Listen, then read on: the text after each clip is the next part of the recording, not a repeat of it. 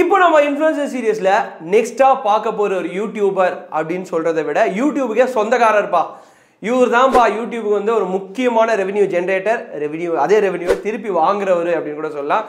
Suppose யூடியூப்ல இந்த ரேங்க்லாம் இருக்குல்ல 1 2 3 4 அப்படின்னு எடுத்துட்டு வந்து ஒரு டாப் 10 ரேங்க்ஸ்ல வச்சுட்டு இவருக்கு ஒரு ரேங்க் கொடுத்தோம் அப்படின்னு பார்த்தீங்கன்னா ஃபர்ஸ்ட் ரேங்க் இவர் தான் எடுப்பாரு. ஆமாங்க, இப்போ நான் சொல்லும் போதே நிறைய பேருக்கு தெரிஞ்சுட்டு இருக்கோம். கிட்டத்தட்ட 329 million subscribers all over the world வச்சுட்டு வேர்ல்டு நம்பர் 1 யூடியூபரா வலம் வந்துட்டு இருக்க மிஸ்டர் பீஸ்ட் அவரை பற்றி தான் நம்ம இன்னைக்கு இன்ஃப்ளூயன்சர் சீரியஸில் பார்க்க போகிறோம். ஸோ அவரோட அப்ஸ் அண்ட் டவுன்ஸு, அவர் கடந்து வந்த பாதைகள், வெறும் 26 வயசு தான். ஸோ அவர் கடந்து வந்த பாதைகள், அவர் என்னென்ன மாதிரி விஷயம்லாம் பண்ணியிருக்காரு, எப்படி இந்த அளவுக்கு வளர்ச்சி அடைஞ்சிருக்காரு நம்ம இந்த வீடியோவில் பார்க்க போகிறோம். மறக்காமல் நம்ம சரகையில் சேனலை சப்ஸ்கிரைப் பண்ணி வச்சுக்கோங்க.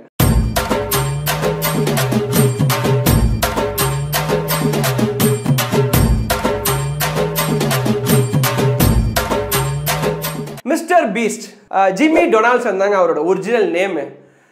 இனிஷியலாக வந்து 2012, இப்போ அவரோட வயசே 26. அப்போ 2012 வந்து அவரோட வயசு என்ன இருக்குன்னு பாருங்கள், வெறும் 13 வயசு தான்.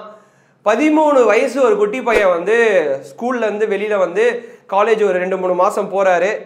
போகும்போதே இல்லை எனக்கு இதெல்லாம் செட் ஆகாது, அவங்க அம்மாகிட்ட போய் சொல்கிறாரு, இந்த மாதிரி யூஸ்வலாக எஜுகேஷன் சிஸ்டமாக நான் படித்தேன் அப்படின்னா நான் வந்து பெரிய லெவலில் டாப் பணக்காரனாலாம் வரமாட்டேன் அப்படி. எனக்கு என்னமோ அப்போவே இவர் ப்ரெடிக்ட் பண்ணிட்டாரா இல்லை ஃப்யூச்சர் தெரிஞ்சிடுச்சா அப்படின்ற மாதிரி இருக்குது. ஸோ அதை வந்து அவங்க அம்மாகிட்டே போய் தைரியமாக சொல்கிறாரு, இந்த மாதிரி எனக்கு இதெல்லாம் செட் ஆகாது, நான் யூடியூப் சேனலில் வந்து ஒன்று ஸ்டார்ட் பண்ண போகிறாரு. நான் சொல்கிறது 2012 அப்போவே ஸ்டார்ட் பண்ணுறாரு. இனிஷியலாக இதை சொல்லும் போது அவங்க அம்மா கோவப்பட்டு வெளியில் அடித்து துரத்திட்டு இருக்காங்க. நீ இதெல்லாம் கேட்க மாட்டேன், எப்படியோ போய் தொலை அப்படின்னு சொல்லி அடித்து துரத்திட்டு இருக்காங்க. இனிஷியலாக 2012 வீடியோஸ்லாம் போடுறாரு. மிஸ்டர் பீஸ்ட் 6000 அப்படின்ற நேமில் வந்து வீடியோஸ்லாம் போடுறாரு. பெரிய லெவலில் ரீச் இல்லை 2012. ஸோ அப்படியே கண்டினியூ பண்ணிகிட்டே இருக்காரு. 2013 என்ன பண்ணுறாருன்னா மிஸ்டர் பீஸ்ட் அப்படின்னு மட்டும் மாற்றுறாரு சேனல் நேமை. இனிஷியலாக இந்த மைண்ட் கிராஃப்ட் கேம்ஸ்லாம் இருக்குல்ல, அதெல்லாம் மேக் பண்ணுற வீடியோஸ் இதெல்லாம் வந்து அவர் போஸ்ட் பண்ணுறாரு. பெரிய லெவலில் வந்து அவர் எக்ஸ்பெக்ட் பண்ணுற அளவுக்கு வியூஸும் இல்லை, ரீச்சும் இல்லை, சப்ஸ்கிரைபர்ஸும் வரல. பட் ஆனால் வந்து ஒரு விஷயத்தில் மட்டும் அவர் தெளிவாக இருக்கார், முயற்சியை விடக்கூடாது, நம்ம ரெகுலராக போயிட்டே இருப்போம், கண்டிப்பாக ஏதாவது பெருசாக நடக்கும் அப்படின்னு சொல்லி 2013 அப்படியே வீடியோஸ் போட்டுகிட்டே இருக்காரு. 2013 மேலே ஒரு சில கேம்ஸு, அப்புறம் சீரியஸு இதெல்லாம் கமெண்ட்ரி பண்ணுறாரு, ரிவ்யூ பண்ணுறாரு, அதையும் எடுத்து போஸ்ட் பண்ண ஆரம்பிக்கிறாரு. ஒரு சிம்பிள் தான், ஒரு பெரிய செட்டப் இல்லாமல் ஒரு ரூம்லேயே சின்ன சின்னதாக வீடியோஸ் எடுத்து எடிட் பண்ணி போட ஆரம்பிக்கிறாரு. அதுக்கப்புறம் இனிஷியலாக 2013-14 சப்ஸ்கிரைபர்ஸ் வர ஸ்டார்ட் பண்ணியிருக்காங்க. ஸோ 14 ஃபர்ஸ்ட் டைம், அதாவது நான் சொல்லுறது 2012 14 வரைக்கும் அவர் கஷ்டப்பட்டதில்ல, 2014 தான் 1000 சப்ஸ்கிரைபர்ஸ் அப்படின்ற மார்ஜினையே ரீச் பண்ணுறாரு. இதை நான் ஏன் இவ்வளோ வந்து ரொம்ப பிளாக்காக சொல்கிறேன் அப்படின்னா 1000 சப்ஸ்கிரைபர்ஸ் அப்படின்றது, இப்போ இருக்கிற நிறைய பேர் வந்து ஒரு 4 to 5 monthsே யூடியூப் சேனல் ஸ்டார்ட் பண்ணிட்டு எனக்கு ரெவென்யூ வரல, எனக்கு சப்ஸ்கிரைபர்ஸ் வரல, எனக்கு வியூஸ் வரல அப்படின்னு புலம்புறவங்களாம் நம்ம நிறைய பேர் கேள்விப்பட்டிருக்கோம். பட் 2012 14 வரைக்கும் 2 வருஷம் உழைப்புக்கு அப்புறம் வீடியோஸ்லாம் போட்டு, நான் சொல்கிறது ஒரு 300-400 வீடியோஸ் போட்ட பிறகு தான் அவருக்கு 1000 சப்ஸ்கிரைபர்ஸ் மார்க்கே வந்திருக்கு. மேபி அப்போ வந்து சோஷியல் மீடியா அந்த அளவுக்கு ஃபேமஸாக இல்லாமல் இருந்தனால லேட் ஆகிருக்கலாம். இனிஷியலாக இருந்தாலும் அவர் வெயிட் பண்ணியிருக்காரு அப்படின்றது தான் இந்த இடத்துல நம்ம பார்க்கக்கூடிய ஒரு விஷயம். அடுத்ததாக 2016, 2012 16 இந்த 14 வரை ரீச் ஆகும்போது 1000 சப்ஸ்கிரைபர்ஸ் நான் சொன்ன மாதிரி, இந்த 14 16 வந்து அவர் திருப்பியுமே லைனாக வீடியோஸ் போகும்போது நிறைய பேருக்கு ரீச் ஆகுது, வியூஸ் கிடைக்குது, சப்ஸ்கிரைபர்ஸ் ஏறுறாங்க. 2016 1 lakh சப்ஸ்கிரைபர்ஸை வந்து அவர் ரீச் பண்ணுறாரு. ஒரு மிகப்பெரிய மார்ஜினை ரீச் பண்ண ஒரு மகிழ்ச்சியில் இருக்காரு. பட் அது பத்தாது, அவரோட கெப்பாசிட்டி, அவர் ஆரம்பித்த காலங்கள், கஷ்டப்பட்டது, வீடியோஸ் போஸ்ட் பண்ண விதம் எல்லாமே வந்து அவருக்கு சாட்டிஸ்ஃபேக்ஷனாக இல்லை. 1 lakh சப்ஸ்கிரைபர்ஸே கம்மி. ஸோ நம்ம இன்னும் ஹார்ட் ஒர்க் பண்ணணும், அந்த ஹார்ட் ஒர்க் வந்து இனிமேல் ஸ்மார்ட் ஒர்க்காக இருக்கணும், டெக்னிக்கல் ஒர்க்காக இருக்கணும்னு சொல்லி நிறைய விஷயத்த மாற்றுறாரு. அப்படி வந்து சில விஷயங்கள்லாம் மாற்றும் போது 2018 1 million சப்ஸ்கிரைபர்ஸை அச்சீவ் பண்ணுறாரு. ஃபர்ஸ்ட்டு, அதாவது 2018 தான் 1 million சப்ஸ்கிரைபர்ஸ் 10 லட்சம் பேரை அச்சீவ் பண்ணுறாரு. நான் சொல்கிறது 2024 329 million subscribers, A to the B to the C to the அப்படின்னு எண்ணினே போகலாம். சரி, ஓகே, நம்ம இப்போ ஸ்டோரிக்குள்ளே வருவோம். ஸோ அப்படி வந்து அவர் வந்து இனிஷியேட் பண்ணி 2018 என்ன மாதிரி வீடியோஸ் பண்ணார், அவர் ஏன் இந்த அளவுக்கு ஃபேமஸ் ஆனார்னா, ஒன்றும் இல்லைங்க, 1லேருந்து 1 லட்சம் இதை வந்து சொல்லியிருக்காரு, வேர்டிங்ஸில் சொல்லியிருக்காரு. 1 2 3 4 5 6 7 8 9 10ன்னு சொல்லி அதை ஒரு வீடியோவாக போஸ்ட் பண்ணியிருக்காரு. அது மட்டும் இல்லாமல் டிக்ஷனரி இருக்குல்ல, இங்கிலீஷ் டிக்ஷனரி, அதை ஃபுல்லாக படித்து ஒரு வீடியோ போஸ்ட் பண்ணியிருக்காரு. இந்த மாதிரி வித்தியாசமான ட்ரை மக்கள் வந்து இப்போ விரும்புறது வந்து நீங்கள் யூஸ்வலாக யாரோ பண்ணுறதை எடுத்து நீங்கள் போட்டிங்கன்னா நோ, ஏதாவது வித்தியாசமான ட்ரை பண்ணணும் அப்படின்னு சொல்லி 2018லேயே திங்க் பண்ணி இந்த மாதிரி வீடியோஸ் பண்ணியிருக்காரு. அது மட்டும் இல்லாமல் பெரிய பெரிய கேம்ஸ் கண்டக்ட் பண்ணியிருக்காரு. 2021ல் இவர் வந்து ஒரு ஸ்குவிட் கேம் மாதிரியே ஒரு செட்டப் வச்சு 21 கோடி ரூபாய் செலவு பண்ணி அதை கண்டக்ட் பண்ணி ஒரு வீடியோ போஸ்ட் பண்ணார். அது வந்து கிட்டத்தட்ட ஒரு 200 மில்லியன் வியூஸ் போயிருக்கு. அது நீங்கள் யூடியூப்ல கூட போய் பார்க்கலாம். அது மட்டும் இல்லாமல் இவர் ஸ்பெஷலாக வந்து இந்த கிவ் அவேஸ்லாம் கொடுப்பாரு. கிவ் அவேஸ்னால் நீங்கள் நினைக்கிற மாதிரி இந்த இடத்துல போய் இதை வச்சுங்க, இந்த இன்ஸ்டாகிராம்லாம் வரும்ல, ஒரு 100 ரூபா வச்சிருக்கேன் மரத்து பின்னாடி, யார் போய் ஃபர்ஸ்ட் எடுக்கிறீங்களோ அவங்கள பற்றி நான் வீடியோ போடுவேன், கமெண்ட்ல மென்ஷன் பண்ணுவேன், அப்படிலாம் கிடையாது. கிட்டத்தட்ட அவர்கிட்ட இருக்க எல்லா பணத்தையும் வந்து போகும்போது யார்கிட்டயாவது போயிட்டே இருக்கும்போது கொடுத்து அதை ஒரு வீடியோ எடுத்து போடுவார். அது வந்து $10 மில்லியன் இருக்கலாம், இல்லை $1000 இருக்கலாம், எவ்வளோ வேணாலும் இருக்கலாம், டக்குன்னு எடுத்து கொடுத்துருவாரு. $10 மில்லியன் ஓவரா இருக்கோ அவர்கிட்ட இருக்க காசு எடுத்து கொடுத்துருவாரு.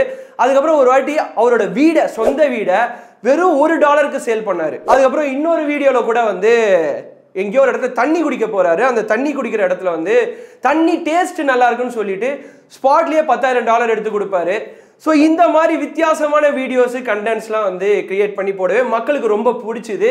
நிறைய பேருக்கு ஹெல்ப்பும் பண்ணார் இது மூலியமா. ஸோ அப்படி வந்து அவர் போயிட்டே இருக்கும்போது 2020ல் ஒன்ஸ் 20 மில்லியன் சப்ஸ்கிரைபர்ஸ் ரீச் பண்ணும்போது வேர்ல்டு லெவலில் நிறைய சோஷியல் ஆர்கனைசேஷன்ஸோட ஜாயிண்ட் வெஞ்சர் பண்ணி 20 மில்லியன் மரங்களை நடுறதுக்கு வந்து ஃபண்ட் ரைஸ் பண்ணி கொடுத்துருக்காரு.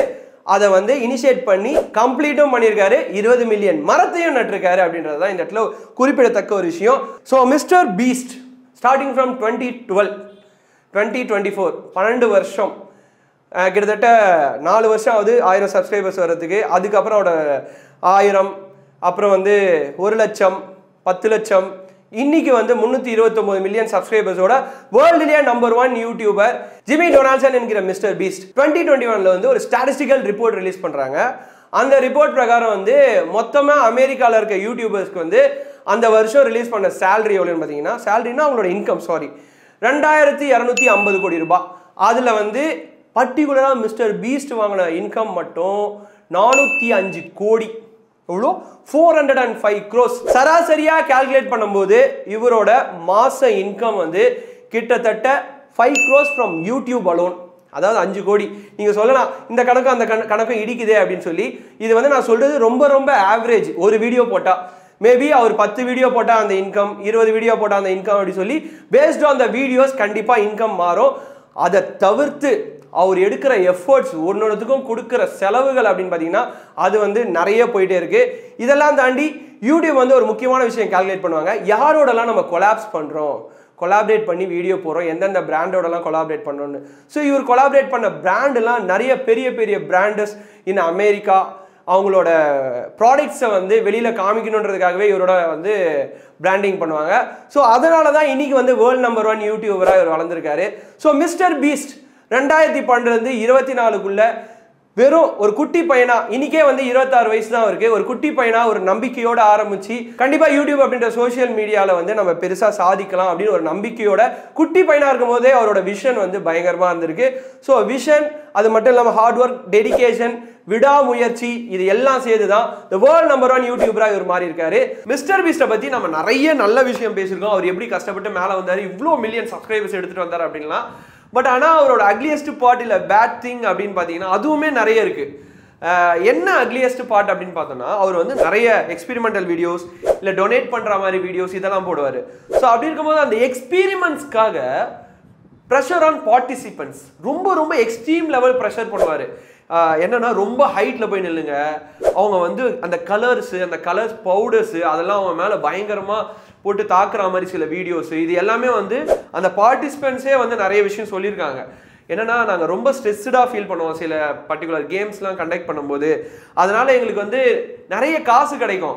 பட் ஆனால் அவ்வளோ ஸ்ட்ரெஸ்ஸை வந்து நாங்கள் எடுத்துக்கிட்டால் மட்டும்தான் வந்து அவர் பே பண்ணுவார். அந்த இடத்துல அவர் சொல்கிறது நடக்கணும், நடக்கலை அப்படின்னா அவர் வந்து எந்த எக்ஸ்ட்ரீம் கொண்டாலும் போவார் மிஸ்டர் பீஸ்ட் அப்படின்ற மாதிரி சொல்லியிருக்காங்க. இதை தவிர்த்து இன்னொரு டைப் ஆஃப் அக்லியஸ்ட் திங் அப்படின்னு பார்த்தோம்னா, இப்போ நான் யாருக்காவது நான் டொனேட் பண்ணுறேன் அப்படின்னா அந்த வீடியோ வந்து அவங்க எடுத்துப்பாங்க. ஏன்னா டொனேட் பண்ணுறாங்க, வீடியோ எடுத்துப்பாங்க. இப்போ சோஷியல் மீடியாலாம் ட்ரெண்ட் ஆகுது. அப்படி இருக்கும்போது அந்த டொனேட் பண்ணுறாங்கல்ல அவங்களுக்கு எந்த பிரச்சனையும் இல்லை, அந்த டொனேஷனை வாங்குறாங்கல்ல அவங்க வந்து நிறைய இன்டர்வியூஸில் சொல்லியிருக்கிறது என்னென்னா, இந்த மாதிரி டொனேஷன் வாங்கும்போது அவங்க அந்த சோஷியல் மீடியாவில் எடுத்துன்னு போயிட்டு அதை எப்படி போர்ட்ரே பண்ண போகிறாங்க அப்படின்ற பயம். ஓகேங்களா, எப்படி வேணாலும் போர்ட்ரே பண்ணலாம், நான் அவனுக்கு வந்து டொனேட் பண்ணிட்டேன் அப்படின்னு வந்து அக்ரிமெண்ட்லாம் போட போகிறது இல்லை. சரிங்களா, ஸோ வந்து அவங்களோட வியூஸ்க்காக இல்லை அவங்களோட சோஷியல் மீடியா இன்ஃப்ளூயன்சஸ்க்காக எப்படி வேணா வந்து அதை போர்ட்ரே பண்ணலாம் அப்படின்ற பயம் நிறைய பேருக்கு இருந்திருக்கு. இதுவுமே வந்து அவர் ஒன் ஆஃப் த பார்ட். இதை தவிர்த்து வந்து அவர் வந்து ஒரு க்ரூலாம் கூப்பிட்டு போகிறாரு, ஒரு பெரிய ஈவெண்ட் நடத்துகிறாங்க அப்படின்னா நிறைய பேரை வந்து தகாத வார்த்தைகள்லாம் பேசுவாராம். ஸோ இதெல்லாம் ஒரு காமனான இஷ்யூ. பட் இருந்தாலும் ஆஸ் ஒரு இன்ஃப்ளூயன்சராக வந்து நம்மளை இன்ஸ்பயர் பண்ணி நிறைய பேர் இருப்பாங்கன்றதை அவர் யோசிக்கணும். ஸோ இதுதான் வந்து த அக்லியஸ்ட் பார்ட் இல்லை bad part of Mister Beast. So Mister பீஸ்ட்டை பற்றி நீங்கள் என்ன நினைக்கிறீங்க? உண்மையாலுமே பேருக்கு ஏற்ற மாதிரி ஒரு பெரிய பீஸ்டாக தான் யூடியூப்பில் இருக்காரு அப்படின்றது மாற்று கருத்தே இல்லை. ஸோ நீங்கள் என்ன நினைக்கிறீங்கன்றதை மறக்காமல் கமெண்ட் செக்ஷனில் மென்ஷன் பண்ணுங்கள். அது மட்டும் இல்லாமல் அடுத்ததாக வேறு யாராவது இன்ஃப்ளூயன்சஸை பற்றி பேசணும் அப்படின்னு நினச்சாலும் அதையும் நீங்கள் கமெண்ட் செக்ஷனில் மென்ஷன் பண்ணுங்கள். நாளைக்கு 3 மணிக்கு அடுத்ததாக நம்ம சீரியஸில் பார்க்க போகிற இன்ஃப்ளூயன்சர் பேர் என்ன தெரியுமா? PewDiePie. இவரை பற்றி தான் நம்ம பார்க்க போகிறோம். அதுக்கு முன்னாடி நீங்கள் ரெகுலராக இந்த மாதிரி உலகளாவிய விஷயத்தை ரொம்ப ஷார்ட் அண்ட் கிறிஸ்பாக ஈஸியாக தெரிஞ்சுக்கணும் அப்படின்னு நினச்சிங்கன்னா நம்ம சரக்கு ரயில் சேனலை சப்ஸ்கிரைப் பண்ணி வச்சுக்கோங்க.